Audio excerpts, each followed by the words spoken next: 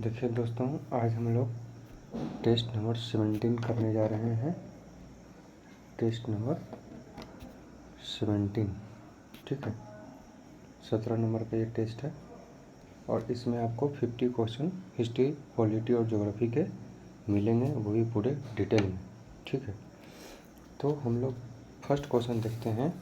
First question कह रहा है कि जो 4 कथन दिए गए हैं इसमें सही विकल्प का चयन कीजिए। तो सबसे फर्स्ट आपका है, हर्षवर्धन ने 611 में कनौज को अपनी राजधानी बनाया था। तो सबसे पहले इसका कंसेप्ट हम लोग देख लेते हैं। देखिए, जैसे ही गुप्त काल का पतन हुआ तो गुप्त काल के पतन के बाद गुप्त काल छोटे छोटे राज्यों में विभक्त होने लगे। उसी में से एक था हरियाणा, और हरियाणा में वर्धन वंश की स्थापना हुआ। हरियाणा में किसका स्थापना हुआ? वर्धन वंश की स्थापना। और वर्धन वंश की पहले राजधानी थी थानेश्वर।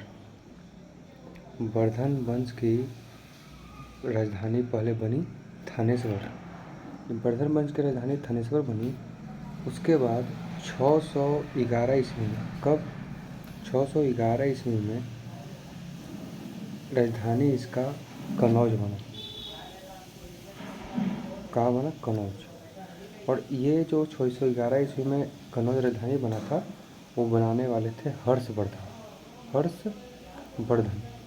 और ये हर्षवर्धन वर्धन वंश का अंतिम शासक था, और इसी को पूरे भारत का अंतिम हिंदू शासक माना जाता है, क्योंकि इसके बाद मुगलों का आगमन हो गया था, ठीक है। मतलब मुस्लिम का आगमन हो गया था, तो हर्षवर्धन अंतिम हिंदू शासक माना जाता है। और हर्षवर्धन ने 611 ईस्वी में वर्धन वंश की राजधानी कनौज बनाया था। तो फर्स्ट कथन हो गया सत्य। हम लोग चलते हैं दूसरे कथन। दूसरे कथन में कह रहा है कि मेगास्थनीज को यात्रियों का राजकुमार कहा जाता है। नहीं, हेन सांग को कहा जाता है, क्योंकि हेन सांग यात्री था, मेगास्थनीज यात्री नहीं था। मेगास्थनीज सेल्यूकस निकेटर का राजदूत बनकर चंद्रगुप्त मौर्य के दरबार में आया था।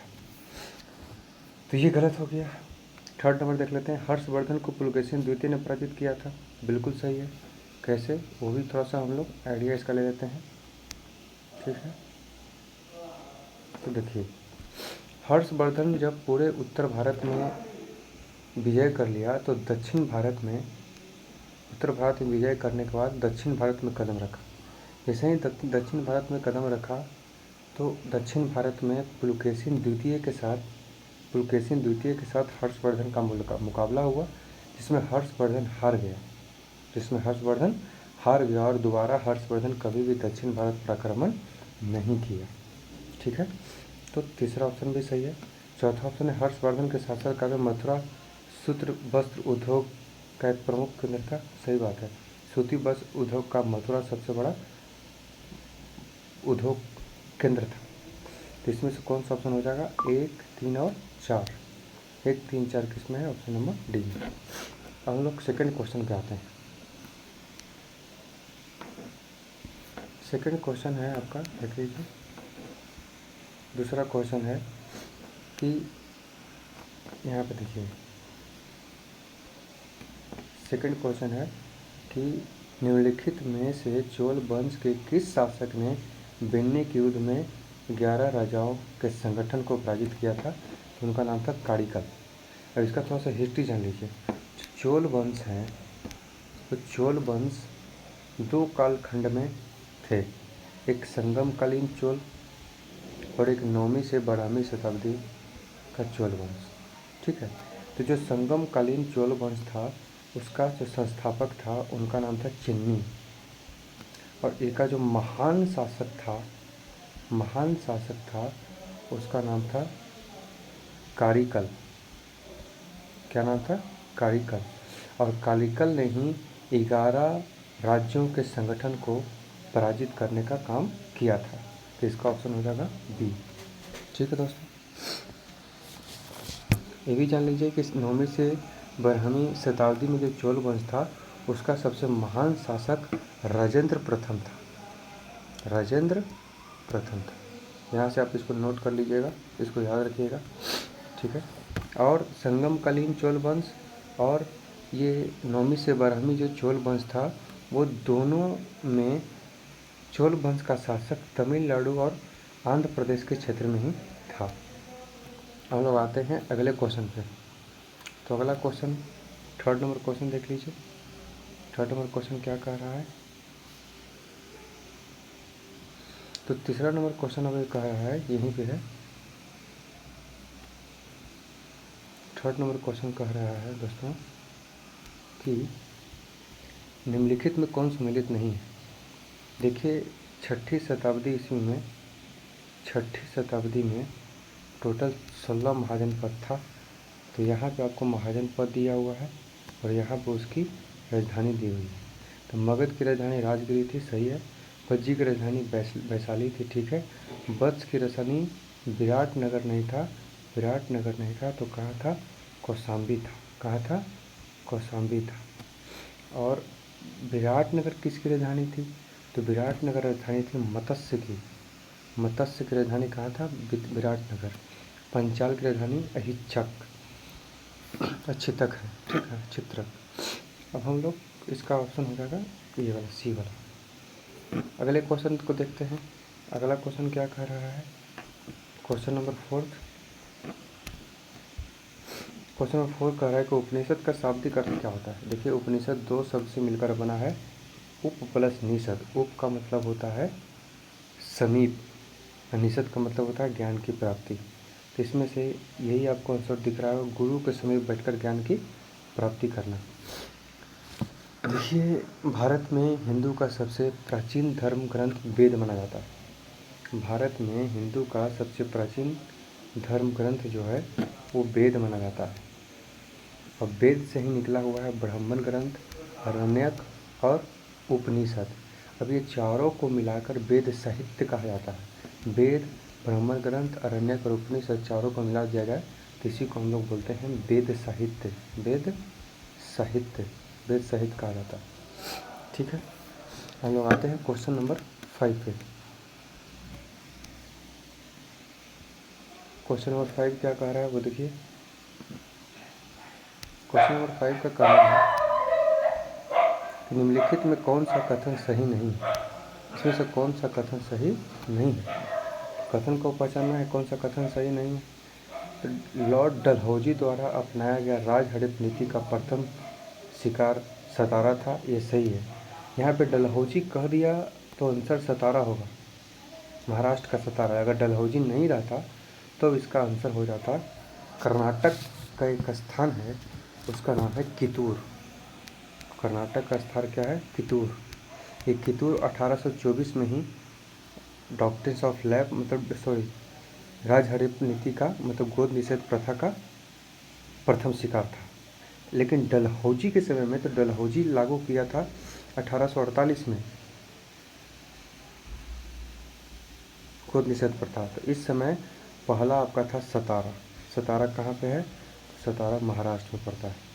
अगर आपसे डलहौजी न लगा कर पूछते कि सबसे पहले कौन था तो कितूर है। कितूर कहाँ का है?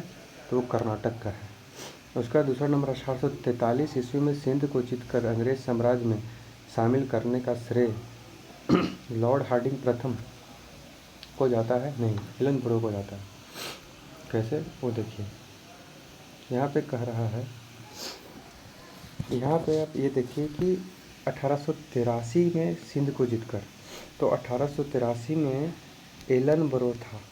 एलन क्योंकि एलन का कार्यकाल था 1842 से लेकर 44 तक, और 1844 से लेकर 48 तक था हार्डिंग प्रथम। तो यहाँ पे तो 43 इसी के बीच में आता है, तो एलन के काल में, मतलब 1843 में एलन के काल में सिंध को जीतकर अंग्रेजी साम्राज्य में मिलाया था। एलन के काल में, ठीक है। और एलन ने ही, याद रखिएगा, दास प्रथा का अंत किया था। इन्होंने ही दास प्रथा का अंत किया था 1842 के आसपास, 1842-43 के आसपास। और रविवार की छुट्टी एलन के काल में ही होता है। और हार्डिंग प्रथम जो था नरबली प्रथा का अंत किया था, हार्डिंग प्रथम। अब प्रथम सिख युद्ध 1845 में प्रथम सिख युद्ध किसके समय में हुआ था? तो हार्डिंग प्रथम के समय में ही प्रथम सिख युद्ध हुआ था 1845 में। इसको भी नोट कर लीजिएगा। हम लोग आते हैं अगले क्वेश्चन पे। इसमें एक और है आपका क्वेश्चन नंबर, ये तो गलत हो गया, सी को चेक करते हैं। कौन कथन सही नहीं है? तो ऑप्शन क्वेश्चन के अनुसार से तो आंसर यही होना चाहिए, ठीक है, क्योंकि ये गलत है। प्रथम कारखाना अधिनियम 1881 ईस्वी में लॉर्ड रिपन के द्वारा लाया गया था, तो सही है। और दूसरी कारखाना अधिनियम कब आया था? तो 1891 में। और जो प्रथम कारखाना अधिनियम था वो बच्चों के अधिकार का बात करता था, और दूसरी कारखाना अधिनियम 1891 में आया, वो महिलाओं के हित का बात करता था, ठीक है। हम लोग आगे चलते हैं। तो ये भी आपका सही हो गया। वुड डिस्पैच को शिक्षा के क्षेत्र में मैग्ना कार्टा कहा जाता है, सही है। क्यों सही है? क्योंकि वुड डिस्पैच ने ही बोला था कि भारतीयों की शिक्षा भारतीय भाषा में भी दी जानी चाहिए, ठीक है। अब लोग आते हैं क्वेश्चन नंबर 6 पर। क्वेश्चन नंबर 6 क्या कह रहा है? क्वेश्चन नंबर 6 का कहना है कि सर दाद सिरे नदाद निम्न से किस सिख का कहना है? तो सर दाद सिरे नदाद गुरु तेग बहादुर का कहना है। अब इसको थोड़ा सा हम लोग ऑपरेशन करते हैं कि क्या था ऐसा माजरा, ठीक है। तो दोस्तों यहाँ पे आपको समझने वाली बात यह है कि कांग्रेस में 3 विचारधारा के लोग रहते थे। कांग्रेस में 3 विचारधारा के लोग रहते थे। एक थे आपका उदारवादी, और दूसरा आपका उग्रवादी, और तीसरा आपका गांधीवादी। जो 1885 में कांग्रेस का स्थापना हुआ, तो उसी से वहाँ से लेकर 1950 तक, जब तक बंगाल विभाजन नहीं हुआ था, तब तक उदारवादी नेता ही थे। उग्रवादी 1905 से लेकर 1919 तक, ठीक है। 1919 के बाद महात्मा गांधी 1947 तक। तो हुआ क्या था कि 1917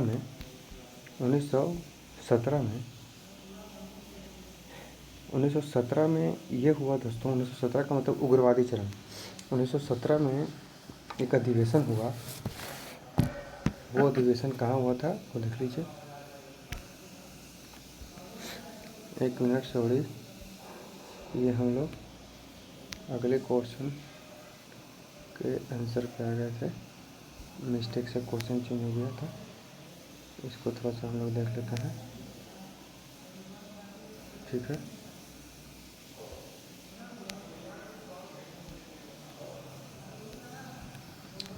तो यहाँ पे गुरु तेग बहादुर कैसे, वो देखिए। गुरु तेग बहादुर जो थे वो 9वें गुरु थे। इनको औरंगजेब ने बुलाया और बुलाकर कहा कि आप इस्लाम धर्म कबूल कर लीजिए। तो गुरु तेग बहादुर ने इस्लाम धर्म कबूल करने से मना कर दिया, तो इनका मौत कर दिया, मतलब गुरु तेग बहादुर को मार दिया गया। तो मरने से पहले ये बात बोले थे, सर दाद सिर दाद, मतलब ये हुआ कि हम अपने सिर को कटवा लिए, लेकिन सिख धर्म को इस्लाम धर्म के सामने झुकने नहीं दिए। यही उनका कहना था। तो आंसर हो जाएगा सी, ठीक है। उसके बाद हम लोग आते हैं क्वेश्चन नंबर 7 पर। 1857 के विद्रोह के संबंध में विचार कीजिए। इस समय मुगल बादशाह बहादुर शाह द्वितीय था, सही है। इस समय सरकारी इतिहासकार एस.एन. सेन थे, क्योंकि एस.एन. सेन ने ही 1857 बुक लिखी थी। एस.एन. सेन ने ही 1857 बुक लिखी थी, ठीक है।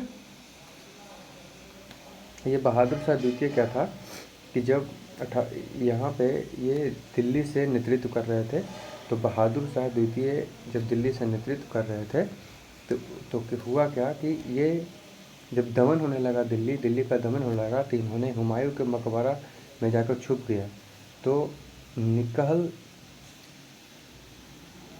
मिन्नत जहल के सूचना पर इसे गिरफ्तार कर लिया गया, और गिरफ्तार कर इसको जेल भेज दिया गया, ठीक है।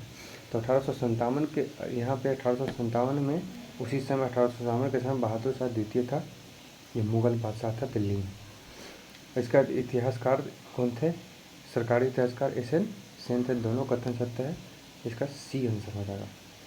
1857 के क्रांति के बाद ही 1858 का भारत शासन अधिनियम आया, जिसमें मुग़ल का सत्ता सभी जगह से, पूरे भारत से मुग़ल सत्ता का अंत हो गया और वहाँ से अंग्रेज़ों का शासन प्रारंभ हो गया।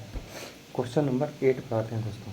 क्वेश्चन नंबर 8 में कह रहा है कि दूसरी आंग्ल मैसूर युद्ध की समाप्ति हुई किस संधि के द्वारा। तो दूसरी आंग्ल मैसूर युद्ध की समाप्ति मैंगलोर की संधि द्वारा हुई थी।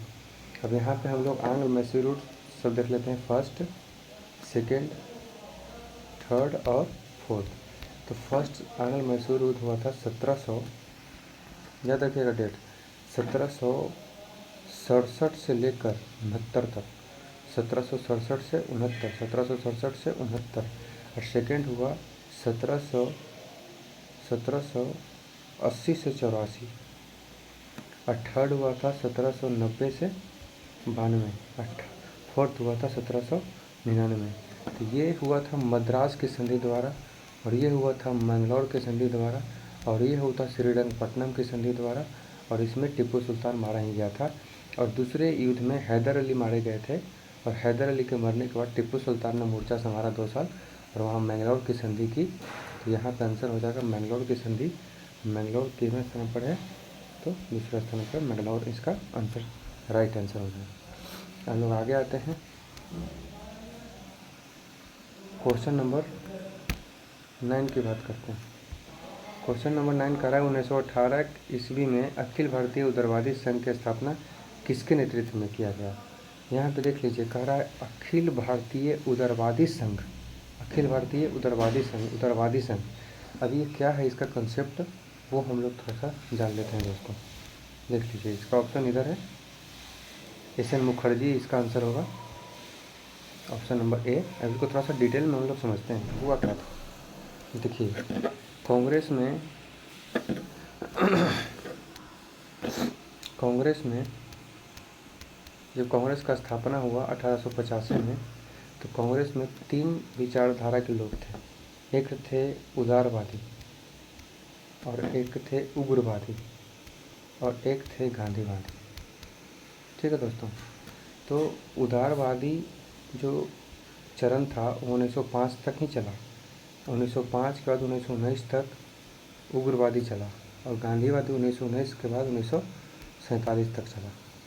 तो यहाँ पे हुआ क्या था कि यहाँ पे आपसे क्वेश्चन ये पूछा गया है कि ये जो अखिल भारतीय उदारवादी संघ की स्थापना किसने की, तो एस.एन. सेन ने की।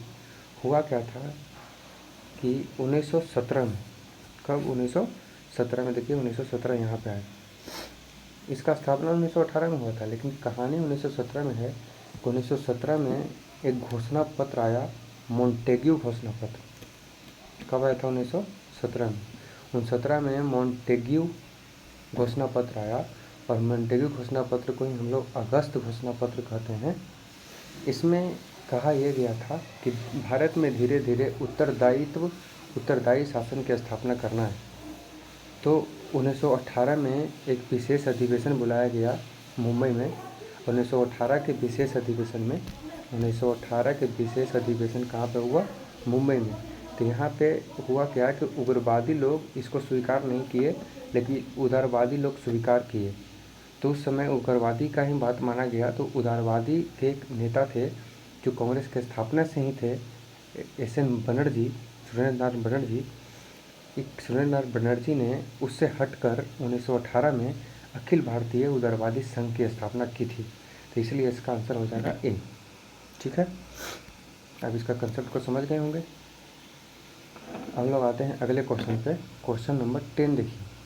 क्वेश्चन नंबर 10 क्या रहा है कि निम्नलिखित प्रश्नों पर विचार कीजिए और उससे कालानुक्रम व्यवस्थित कीजिए। सबसे पहले है प्रत्यक्ष कार्यवाही दिवस। तो प्रत्यक्ष कार्यवाही दिवस मनाया गया था दोस्तों 16 अगस्त 1946 को। और कांग्रेस का त्रिपुरी अधिवेशन कब हुआ था, तो मार्च 1939 में। और फॉरवर्ड ब्लॉक की स्थापना मई 1939 में। अब व्यक्तिगत सत्ता सत्याग्रह कब हुआ था, जब व्यक्तिगत सत्याग्रह हुआ था जब सेकेंड वर्ल्ड वार चल रहा था। जब सेकेंड वर्ल्ड वार चल रहा था तो महात्मा गांधी जी ने कहा कि हम सेकेंड वर्ल्ड वार में अंग्रेज़ों के साथ नहीं देने जा रहे हैं, इसीलिए हम लोग व्यक्तिगत सत्याग्रह करते हैं। प्रत्येक व्यक्ति सत्याग्रह पर उतर गए, तो प्रत्येक व्यक्ति इंडिया का आपको साथ नहीं देगा, इसलिए व्यक्तिगत सत्याग्रह कर रहे हैं। तो महात्मा गांधी जी के द्वारा सत्याग्रह किया गया था। ये कब किया गया था? तो 17 अक्टूबर 1940 को 17 अक्टूबर 1940 को। तो आप देख लीजिए, सबसे पहले तो 39 वाला होगा, उसके बाद ये होगा, उसके बाद ये होगा। तो 2 3 4 1 2 3 4 1 ऑप्शन नंबर बी। चलिए दोस्तों, अब हम लोग पहले क्वेश्चन पे आते हैं। क्वेश्चन नंबर है 11। क्वेश्चन नंबर 11 क्या कह रहा है? देखिए, ब्लैक होल नामक घटना का विवरण निम्न में से ब्लैक होल नामक घटना का विवरण निम्न में से किस अंग्रेज ने प्रस्तुत किया था? तो आपको पता ही है कि ब्लैक होल का घटना निम्न में से किसने प्रस्तुत किया था। तो ये था, देखिए, ब्लैक होल की घटना जो है वो प्लासी का तत्कालीन कारण भी बना था। वहाँ पे हुआ क्या था कि सबसे पहले कलकत्ता की स्थापना जॉर्ज चार्नॉक ने किया था। इसका थोड़ा सा स्टोरी जान लीजिए 11 नंबर का। कलकत्ता की स्थापना जॉर्ज चार्नॉक ने किया था और उस समय ही किलाबंदी करने का प्रयास किया, लेकिन उस समय अली वर्दी खां वहाँ का हेड था, तो अली वर्दी खां ने मना कर दिया। और अली वर्दी खां जब मना कर दिया तो हॉलबिल ने ये घटना आगे चलकर फिर किलाबंदी, अली वर्दी खां जब मर गए तो उसके बाद किलाबंदी धीरे धीरे लोग करना शुरू कर दिया। तो हॉलबिल नाम के ब्लैक होल नामक घटना का विवरण निम्न में से किस अंग्रेज ने प्रस्तुत किया था? तो हॉलबिल ने प्रस्तुत किया था। ठीक है, अब अगले क्वेश्चन पे आते हैं। क्वेश्चन नंबर 12, निम्न में से किसे लाख बख्श की उपाधि दी जाती है? तो कुतुबुद्दीन ऐबक को। किसको? कुतुबुद्दीन ऐबक को। 13 नंबर क्वेश्चन क्या है वो देखिए,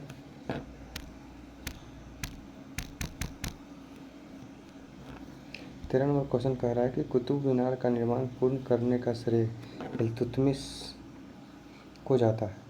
सेकंड है, नसरुद्दीन मोहम्मद ऐसा सुल्तान था जो अपना जीवन निर्वाह टोपी सीकर करता था। तीसरा, अल्लाह दरवाज़ा का निर्माण फिरोज शाह तुगलक ने करवाया था। नहीं, अल्लाह दरवाज़ा का निर्माण अलाउद्दीन खिलजी ने करवाया था। तो थर्ड तो सही गलती हो गई, इसमें से सही कथन चुनना है। तो थोड़ा सा कुतुब मीनार के निर्माण के बारे में भी देख लेते हैं। तो दोस्तों 13 नंबर क्वेश्चन में 3 कथन दिया हुआ है, पूछ रहा तीनों में सही कौन है?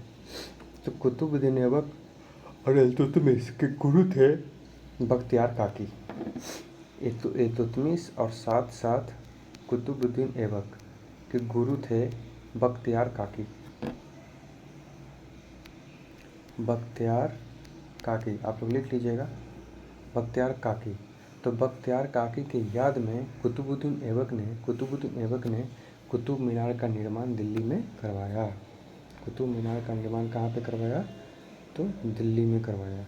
ठीक है, अब ये 4 मंजिला इमारत इसको बनाना था, लेकिन कुछ ही इमारत बनाते बनाते कुतुबुद्दीन ऐबक मर गए, तो उनके बाद इल्तुतमिश ने इसको पूरा किया था। तो फर्स्ट ऑप्शन सही हो गया। नसीरुद्दीन महमूद ऐसा सुल्तान था जो अपना जीवन सीकर करता था, ये भी सही है। तो फर्स्ट और सेकंड सही है, ऑप्शन नंबर सी। ठीक है, अब आते हैं क्वेश्चन नंबर 14 पे। क्वेश्चन नंबर 14 कह रहा है कि निम्नलिखित में से किस स्मारक में वह गुंबद है जो संसार के विशालतम गुंबदों में से एक है? ठीक है, कौन सा गुंबद है जो संसार के विशालतम गुंबदों में से एक है? तो क्वेश्चन नंबर 14 का आंसर हो जाएगा गोल गुंबद बीजापुर का। ये संसार के विशालतम गुंबदों में से एक है। ठीक है, तो उसके बाद है क्वेश्चन नंबर 15, सूची 1 को सूची 2 से मिलाइए, सुमेलित कीजिए। सूची 1 में क्या दिया हुआ है? सूची 1 में दिया हुआ है जैसे यहाँ पे आदिल शाह था, अहमदनगर बीजापुर की स्थापना किसने किया, ये सब आपको मिलाना है। तो देखिए दोस्तों, जो ये 50 नंबर क्वेश्चन है, इसका आंसर हो जाएगा, देखिए बीजापुर के शासक कौन थे? आदिल शाह, ठीक है। और कुतुब शाही अहमदनगर का शासक था। और नहीं, सॉरी, गोलकुंडा का शासक था। कुतुब शाही कहाँ का था? गोलकुंडा का शासक था। और निजाम शाही अहमदनगर का शासक था। और सरकी शाही जौनपुर का शासक था। तो इसका आंसर डी हो जाएगा, ठीक है।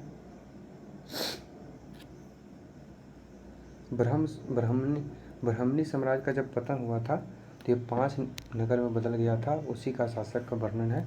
आप याद रखिएगा, बीजापुर के शासक आदिल शाह, अहमदनगर का शासक निजाम शाही, गोलकुंडा का शासक कुतुब शाही और जौनपुर का शासक सरकी शाही, ठीक है। क्वेश्चन नंबर 16 पे बात करते हैं। हिंदू धर्म ग्रंथों का अध्ययन करने वाला प्रथम मुस्लिम था। जो हिंदू धर्म ग्रंथ का अध्ययन किया था प्रथम मुस्लिम कौन था? दारा शिकोह उपनिषद का अध्ययन भी किया था। और 52 उपनिषदों का जो दारा शिकोह थे वो 52 उपनिषद का फारसी अनुवाद किया था। 52 का फारसी में अनुवाद किया था। किस नाम से? तो शीर-ए-अकबर के नाम से। शीर-ए-अकबर के नाम से किया था। इसका मतलब होता है महान रहस्य, ठीक है। 17 नंबर देखिए, मुगल प्रशासन के दौरान जिले को किस नाम से जाना जाता था? ठीक है, मुगल प्रशासन के दौरान जिला को किस नाम से जाना जाता था? तो यहाँ पे देख लेते हैं, क्वेश्चन नंबर 17 कह रहा है। तो मुगल में ये जो मुगल है, मुगल साम्राज्य, इसको बांटा प्रांत में।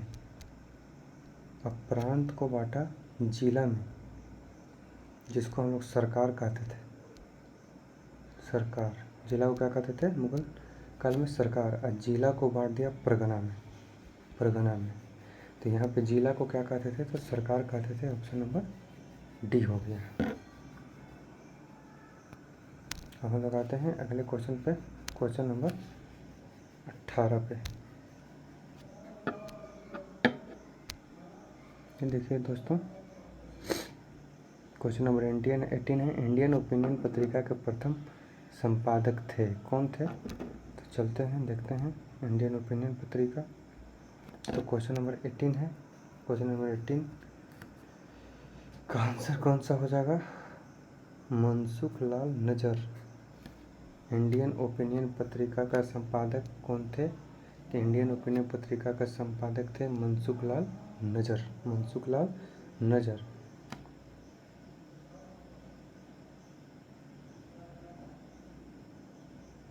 नहीं दोस्तों, इसका आंसर हो जाएगा, हाँ ठीक है, मनसुख लाल मंजर। हुआ क्या था कि दक्षिण अफ्रीका में महात्मा गांधी ने इंडियन ओपिनियन नामक समाचार पत्र निकाला था, लेकिन इसका प्रथम संपादक मनसुख थे। इसका प्रथम संपादक कौन था? मनसुख नज़र। ये इंडियन ओपिनियन पत्रिका दक्षिण अफ्रीका में निकाला गया था। दक्षिण अफ्रीका में किसके द्वारा? महात्मा गांधी के द्वारा। लेकिन इसका प्रथम संपादक मनसुख लाल नजर थे, याद रखिएगा। क्वेश्चन नंबर 19, भारतीय राष्ट्रीय कांग्रेस के प्रथम अधिवेशन में कितने प्रतिनिधि थे? तो ये सबको पता ही होगा, 72 प्रतिनिधि ने भाग लिया था। तो 19वां का आंसर हो जाएगा सी। कब गठन हुआ था? 1885 में। कहाँ पे? मुंबई में। WC बनर्जी इसके अध्यक्षता किए थे। क्वेश्चन नंबर 20 देखिए। क्वेश्चन नंबर 20 कह रहा है कि निम्नलिखित में सही जोड़े बनाइए। तो बिहू कहाँ का है? तो बिहू असम का है। ओनम कहाँ का है? तो ओनम आपका केरल का है। पोंगल कहाँ का? तमिलनाडु का। बैसाखी कहाँ का? पंजाब का। तो 1 2 3 4 option number A. Question number 21 को देखिए। 21 में कह रहा है निम्नलिखित किस अधिनियम एक्ट को प्रयास एवं भूल की संज्ञा दी जाती है? तो यहाँ पे है 1773 का रेगुलेटिंग एक्ट। 1773 के रेगुलेटिंग एक्ट में हुआ क्या था दोस्तों कि बंगाल का गवर्नर अब कोलकाता का सुप्रीम कोर्ट के बीच में कार्य का बंटवारा नहीं हुआ था, इसलिए दोनों एक दूसरे के कार्य में हस्तक्षेप कर रहे थे। तो इसके बाद 1784 में एक अधिनियम लाया गया, इसलिए 1773 को भूल की 1773 के डायरेक्टिंग एक्ट को भूल की प्रयास एवं भूल की संज्ञा दी जाती है। ठीक है, क्वेश्चन नंबर 22 को देखिए, निम्नलिखित में से किस वाचन रीडिंग के दौरान B.R. अम्बेडकर द्वारा the constitution as settled by the assembly B part पारित किया था? तो ये देखिए 3 वाचन हुआ था। 3 वाचन में तीनों वाचन को हम लोग थोड़ा सा डिटेल में देखते हैं कि ये वाचन कब कब हुआ था। ठीक है दोस्तों, तो ये वाचन जो आपका हुआ था, प्रथम वाचन कब हुआ था, द्वितीय वाचन कब हुआ था और तीसरा वाचन कब हुआ था संविधान पर। तो जो प्रथम वाचन हुआ था दोस्तों, प्रथम वाचन हुआ था आपका 4 नवंबर से लेकर 9 नवंबर तक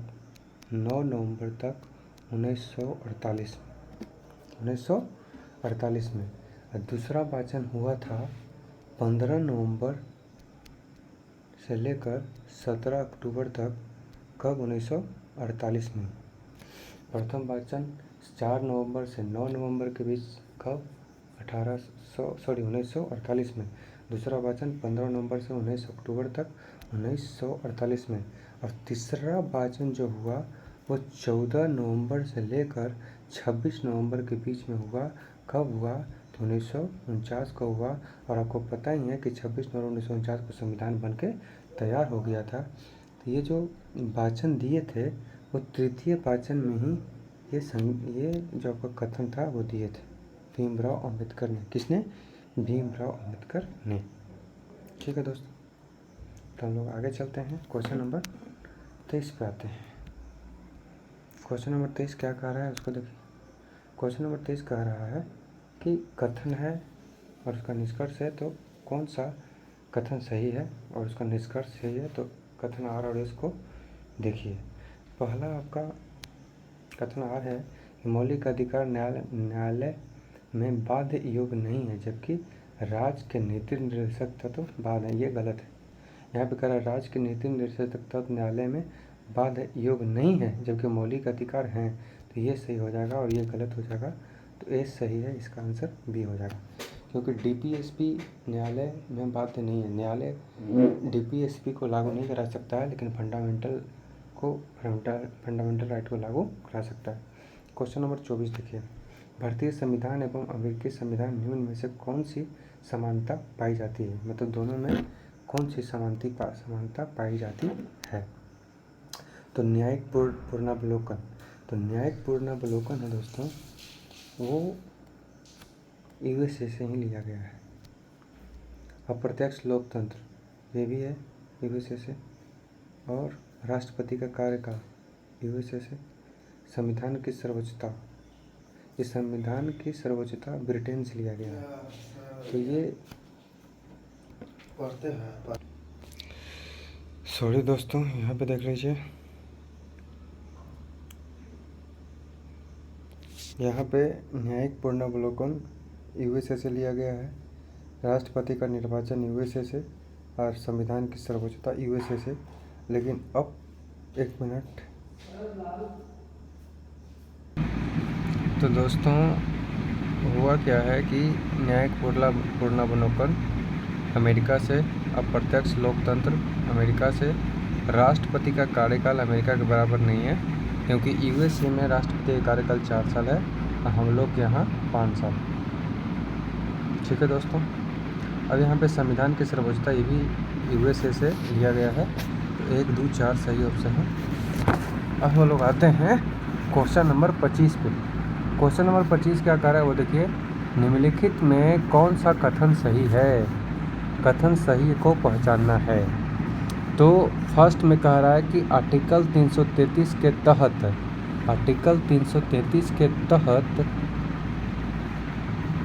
राज्यपाल एक आंग्ल भारतीय समुदाय के सदस्य को विधानसभा में पर्याप्त प्रतिनिधित्व के लिए मनोनीत कर सकते हैं। ये सही है। आर्टिकल 333 के तहत जो राज्यपाल होता है वो विधानसभा में भारतीय समुदाय के सदस्य को विधानसभा में पर्याप्त प्रतिनिधित्व के लिए मनोनीत कर सकता है। ठीक है, आंग्ल भारतीय को, ये भी एक को। ठीक है, और राज्यपाल बी नंबर कह रहा है कि राज्यपाल अनुच्छेद 200 के तहत अध्यादेश जारी कर सकता है। बिल्कुल गलत, राज्यपाल 213 के तहत अनुच्छेद जारी कर सकता है, अध्यादेश जारी कर सकता है। और राष्ट्रपति 123 के तहत अध्यादेश जारी करता है, तो ये गलत हो गया। सी कह रहा है धन विधेयक राज्यपाल की अनुमति से विधानसभा में पेश किया जाता है। सही है, धन विधेयक राज्यपाल की अनुमति से विधानसभा में पेश किया जाता है, तो ऑप्शन नंबर डी सही हो जाएगा।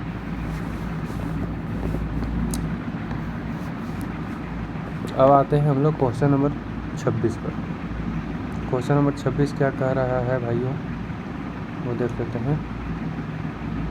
क्वेश्चन नंबर 26, इसको पहले मिटा देते हैं।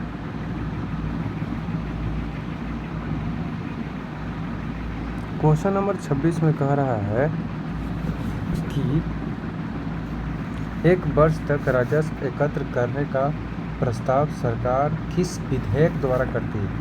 एक वर्ष का राजस्व एकत्र करने का प्रस्ताव सरकार जो है वो किस विधेयक द्वारा करती है, तो ये आर्टिकल 117 में लिखा गया है, वित्त विधेयक के द्वारा। ठीक है, आर्टिकल कहाँ पे लिखा गया है, आर्टिकल 117 में लिखा गया है वित्त विधेयक के द्वारा एक वर्ष तक का राजस्व एकत्र करने का प्रस्ताव वित्त विधेयक द्वारा करती है। आर्टिकल 117 में चर्चा है। 27 नंबर क्वेश्चन कह रहा है कि यदि संसद किसी विशिष्ट उद्देश्य के लिए कोई समिति नियुक्त करे तो उसे क्या कहते हैं, उसके कहते हैं तदर्थ समिति। कौन सा समिति, तदर्थ समिति। किसी विशिष्ट काम के लिए अगर नियुक्त करती है उसी को हम लोग बोलते हैं तदर्थ समिति। जैसे नीट का परीक्षा इस समय बहुत धांधली ये सब हो रहा है, तो तदर्थ समिति का गठन करके चेक करता है, तो किसी विशिष्ट उद्देश्य के लिए। ठीक है, अब 28 नंबर क्वेश्चन ये है दोस्तों कि भारत के राष्ट्रपति पर महाभियोग की विधि अपनाई गई है। तो भारत के राष्ट्रपति पर महाभियोग की विधि कहाँ से अपनाई गई है, तो USA से। क्वेश्चन नंबर 29 भारत में अवशिष्ट शक्तियाँ निहित है। भारत में अवशिष्ट शक्तियाँ किसमें निहित है, तो अवशिष्ट शक्तियाँ जो है वो केंद्र के पास में निहित है। अवशिष्ट शक्तियाँ कहाँ निहित है, तो अवशिष्ट शक्तियाँ केंद्र में निहित होती है, तो 28 का ऑप्शन हो जाएगा ए। 30 नंबर है उच्च न्यायालय के सेवानिवृत्त न्यायाधीश को वकील के रूप में काम करने की अनुमति नहीं होती है। कहाँ पे नहीं होती है, फर्स्ट है उच्च न्यायालय में, उच्च न्यायालय में यहाँ पे होती है। भारत के किसी भी न्यायालय में होती है, उच्च न्यायालयों में होती है। उच्च न्यायालय में देखिए, उच्च हाई कोर्ट में हो या सुप्रीम कोर्ट में हो या भारत के किसी भी न्यायालय में ये वकील बन सकते हैं। उच्च न्यायालय के सेवानिवृत्त न्यायाधीश वकील के रूप में काम कर सकते हैं, तो सुप्रीम कोर्ट में या तो हाई कोर्ट में या भारत के किसी भी न्यायालय में, सिर्फ उसको छोड़कर, उस उच्च न्यायालय में जिसमें वह सेवानिवृत्त हुआ है उसको छोड़कर। ठीक है, क्वेश्चन नंबर 31। क्वेश्चन नंबर 31 को गौर से पढ़िए। निम्न में से कौन सा विषय केंद्रीय सूची में नहीं आता, केंद्रीय सूची में नहीं आता है, उस विषय को आपको पकड़ना है। तो केंद्रीय सूची में कौन नहीं आएगा, तो केंद्रीय सूची में, और ये देखिए लीजिएगा यहाँ पे थोड़ा सा, ये आपको लिखा गया है आर्टिकल 248 में, क्योंकि जब अवशिष्ट शक्तियाँ किसके पास होगी, केंद्र के पास। कहाँ पे ले गया है, लिखा गया है 248 में, और यहाँ पे इसका आंसर हो गया डी, उच्च न्यायालय। अब हम लोग देखते हैं क्वेश्चन नंबर दोस्तों 31 में कह रहा है निम्न में से कौन विषय केंद्रीय सूची में नहीं है। तो कौन सा विषय केंद्रीय सूची में नहीं है, मजदूर संगठन। मजदूर संगठन केंद्रीय सूची में नहीं है, जबकि जनगणना केंद्रीय सूची में है, बैंकिंग केंद्रीय सूची में, विदेशी ऋण केंद्रीय सूची में है, लेकिन मजदूर संगठन राज्य सूची का विषय नहीं, संवर्ती सूची का विषय है। ठीक है, क्वेश्चन नंबर 32। क्वेश्चन नंबर 32 क्या कह रहा है, तो क्वेश्चन नंबर 32 कह रहा है कि USA सुरक्षा परिषद के 5 सदस्य, यूएसए सुरक्षा परिषद के 5 सदस्य अस्थायी सदस्य कौन कौन है? इसका जो 5 अस्थायी सदस्य है उसको हम लोग जान लेते हैं। यूएन सुरक्षा परिषद, यूनाइटेड नेशन में सुरक्षा परिषद में 5 अस्थायी सदस्य होते हैं और 10 अस्थायी सदस्य होते हैं। 5 अस्थायी सदस्य कौन कौन है? तो 5 अस्थायी सदस्य यूएसए, ब्रिटेन, चाइना, फ्रांस और रसिया। तो फर्स्ट में देखिए, फर्स्ट में जर्मनी है, नहीं होगा। सेकंड में भी जर्मनी है, नहीं होगा। कनाडा भी है, नहीं होगा। और थर्ड में है चीन, फ्रांस, रूस, यूके और यूएसए। यहाँ पे भी कनाडा आ गया, ये भी नहीं होगा। तो ऑप्शन नंबर सी सही है, याद रखिएगा। यूएसए, ब्रिटेन, चाइना, फ्रांस और रसिया। उसके बाद है अगले क्वेश्चन को देखिए, क्वेश्चन नंबर 33 क्या कह रहा है? क्वेश्चन नंबर 33 क्या कह रहा है दोस्तों? तो क्वेश्चन नंबर 33 को गौर कीजिए। क्वेश्चन नंबर 33 कह रहा है कि संगठन है और मुख्यालय है। संगठन है और कहा है मुख्यालय है। तो क्वेश्चन नंबर 33 में कह रहा है कि मिलाइए। तो यहाँ पे थोड़ा सा और ऊपर करना पड़ेगा, ये देख लीजिए। देखिए, संयुक्त राष्ट्र औद्योगिक विकास संगठन का मुख्यालय कहाँ पे है? तो ये वियना में है। संयुक्त राष्ट्र औद्योगिक विकास, इंडस्ट्रियल डेवलपमेंट का यूनाइटेड नेशन का जो मुख्यालय है वो कहाँ पे है? वियना में है। कहाँ पे है? वियना में है। और खाद्य एवं कृषि संगठन कहाँ पे है? रोम में है। खाद्य एवं कृषि संगठन कहाँ पे है? रोम में है। विश्व स्वास्थ्य संगठन का मुख्यालय कहाँ पे है? जेनेवा में है। विश्व स्वास्थ्य संगठन का मुख्यालय कहाँ पे है? तो जेनेवा में है। और संयुक्त राष्ट्र शैक्षणिक, वैज्ञानिक और सांस्कृतिक ये कहाँ है? तो ये है आपका पेरिस में, बर्न में नहीं है कुछ भी। ठीक है, याद रखिए फिर से। United nation industrial development Vienna में और विश्व स्वास्थ्य, यहाँ पे खाद्य एवं कृषि रोम में, खाद्य एवं कृषि तो रोम में। विश्व स्वास्थ्य संगठन जेनेवा में। संयुक्त राष्ट्र शैक्षणिक विकास एवं सांस्कृतिक संगठन तो पेरिस में। इसका ऑप्शन डी हो जाएगा। ठीक है, अगले क्वेश्चन को देखिए। क्वेश्चन नंबर 34 क्या कह रहा है? क्वेश्चन नंबर 34 कह रहा है कि भारतीय महानियंत्रक और महालेखा परीक्षण किसके लिए एक मित्र दार्शनिक और मार्गदर्शन के रूप में कार्य करती है? तो ये 34 नंबर बहुत ही ईजी है। लोक लेखा समिति होता क्या है कि जो इसकी गठन 148 में, आर्टिकल 148 में इसकी चर्चा है।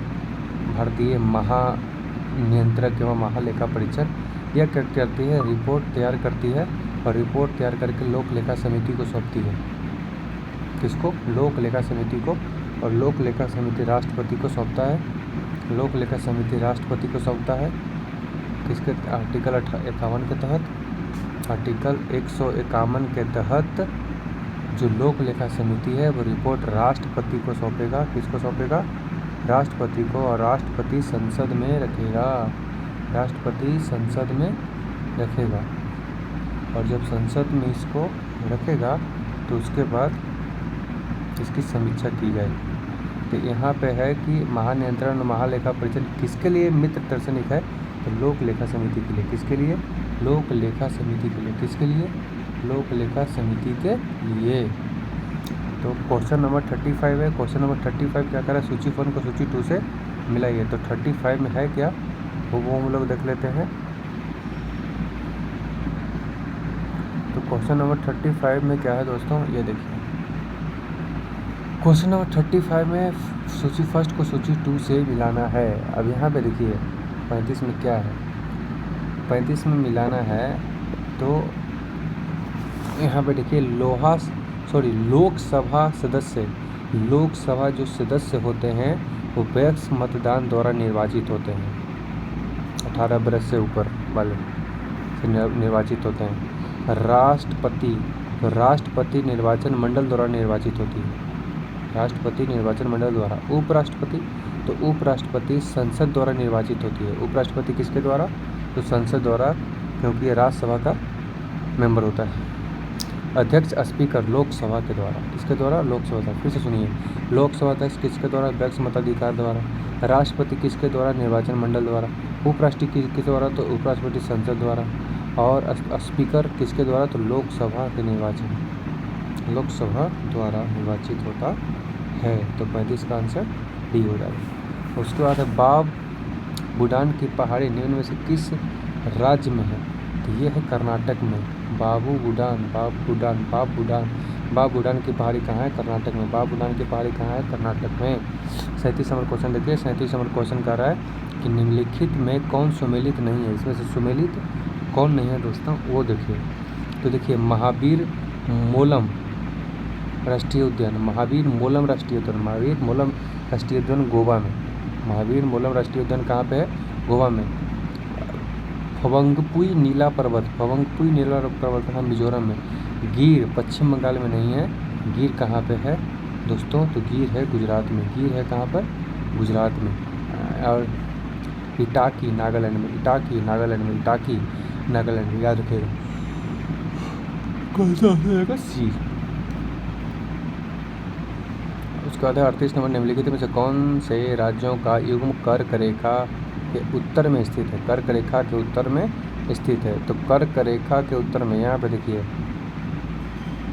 कर्क रेखा के उत्तर में स्थित है। तो कर्क रेखा के उत्तर में स्थित है। देखिए, गुजरात यहाँ पे आ गया तो कर्क रेखा पर है, नहीं होगा। पश्चिम बंगाल कर्क रेखा पर है, नहीं होगा।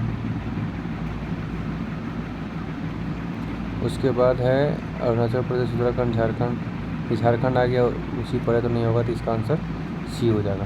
39 नंबर देखिए, निम्नलिखित में से कौन सुमेलित नहीं है? कौन सुमेलित नहीं है? शाहाबादी। जो शाहाबादी है वो भेड़ का नस्ल है। शाहाबादी किसका नस्ल है? भेड़ का। कालाहाड़ी किसका नस्ल है? भैंस का। निमाड़ी किसका नस्ल है? हाथी का। नहीं, निमाड़ी गाय का नस्ल है। लाल सिंगी भी किसका नस्ल है? गाय का। इसका ऑप्शन कौन सा हो जाएगा? सी हो जाएगा। शाहाबादी भेड़ का, शाहाबादी भेड़ का, शाहाबादी भेड़ का।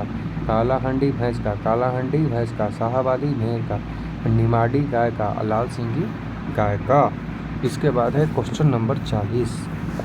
तो क्वेश्चन नंबर 40 के बाद हम लोग करते हैं क्वेश्चन 40 में क्या कर रहा है दोस्तों, वो देख लेते हैं।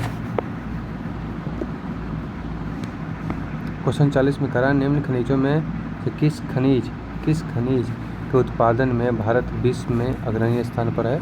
तो वो है अब्रक के उत्पादन में। कहाँ? किसके उत्पादन में? अब्रक के उत्पादन में। क्वेश्चन नंबर है 41 में कह रहा है कि गंगा के मैदान की पुरानी कछारी मिट्टी कहलाती है। गंगा के, देखिए, गंगा के मैदान में जो पुरानी कछारी मिट्टी है उसको बांगर कहा जाता है। क्या कहा जाता है? बांगर। क्या कहा जाता है? बांगर। पुरानी, नई कहता तो खादर हो जाता, सबसे उपजाऊ कहता तो खादर हो जाता। ठीक है।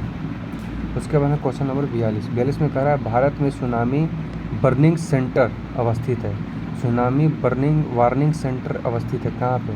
सुनामी को वार्निंग करने के लिए एक सेंटर उपस्थित है भारत में। तो सुनामी वार्निंग सेंटर कहाँ पे उपस्थित है? तो हैदराबाद में उपस्थित है। कहाँ पे उपस्थित है? हैदराबाद में। 43 नंबर है, ब्रह्मपुत्र नदी को तिब्बत में किस नाम से जाता है? तो ब्रह्मपुत्र नदी जो है वो चेमयुंग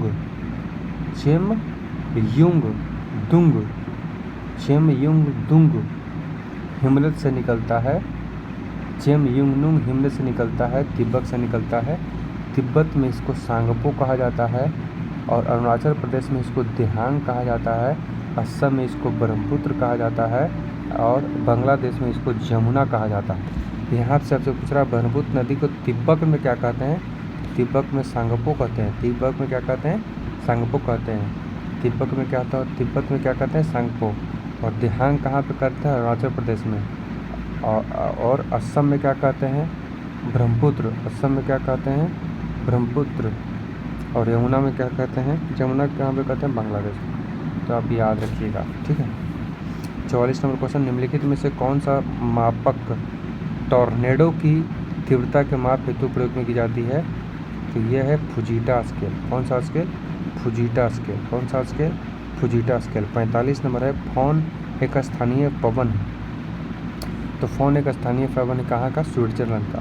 फोन एक स्थानीय पवन कहाँ का है? स्विट्जरलैंड का। फोन एक स्थानीय पवन कहाँ का है? स्विट्जरलैंड का। ठीक है। अब हम लोग आते हैं 46 नंबर क्वेश्चन, ठीक है। 46 नंबर क्वेश्चन क्या कह रहा है दोस्तों, 46 नंबर देख लीजिए कि जब दिन और रात की अवधि बराबर होती है तो सूर्य की किरणें सीधे पड़ती है किस पर, तो सूर्य की किरणें सीधे कभी भूमध्य रेखा पर।